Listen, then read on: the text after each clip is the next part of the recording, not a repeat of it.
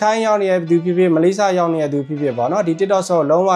ကိုလုပ်တင်ပါတယ်အဲ့တော့ဘာကြောင့်လုပ်တင်လဲဆိုတော့ကျွန်တော်တစ်ချက်ပြပေးမယ်အဲ့တော့ကျွန်တော်ခုဗီဒီယိုတင်ထားတဲ့ MKB Burmese Vlog TikTok account ကနေပြီးတော့ပြီးခဲ့တဲ့20ရက်24ရက်အတွင်းမှာဆိုရင်ကျွန်တော် view 3.9 million အထိရခဲ့တယ်ပေါ့နော်ဒါနဲတာမဟုတ်ပေါ့နော်ဒါပေမဲ့ကျွန်တော်ဒေါ်လာဘယ်လောက်ရခဲ့လဲဆိုရင်ဒေါ်လာ40ပဲကျွန်တော်ပြန်ရခဲ့ပါတယ်အဲ့တော့ 3.9 million ရဖို့ဆိုတော့လုံးဝမလုပ်ဘူးပါဘူးဒါပေမဲ့ကျွန်တော်ပြန်လိုက်တယ်ပြန်ရတဲ့ပတ်စက်ကတော့ဒေါ်လာ40ပဲရှိပါတယ်3သိန်းဝန်းကျင်ပဲရှိတယ်ပေါ့နော်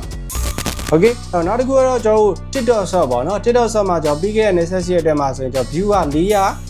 4,9,500ပေါ့နော်view 5သိန်းလောက်ပဲရှိပါတယ်ဒါပေမဲ့ကျွန်တော်ဘယ်လောက်ပြန်ရလဲဆိုရင်143ဒေါ်လာတောင်ရခဲ့တယ်ပေါ့နော်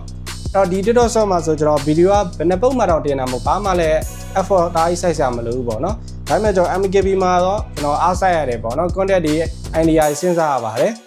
အဲ့တော့ Mr. တို့ကဒီ Thai Malaysia မှာရောက်နေဆိုတော့ TikTok Shop ကိုကျွန်တော် free ပြီးလုပ်ဖို့ကျွန်တော်ကြံပြပါတယ်အဲ့တော့ကျွန်တော်အခု Japan account နေ Creator Reward Program တွေကအစိုက်ထင်တော့မရဘူးပေါ့နော် Okay အဲ့တော့ဒါလေးမြောက်ပေးချင်ဖြစ်ပါတယ်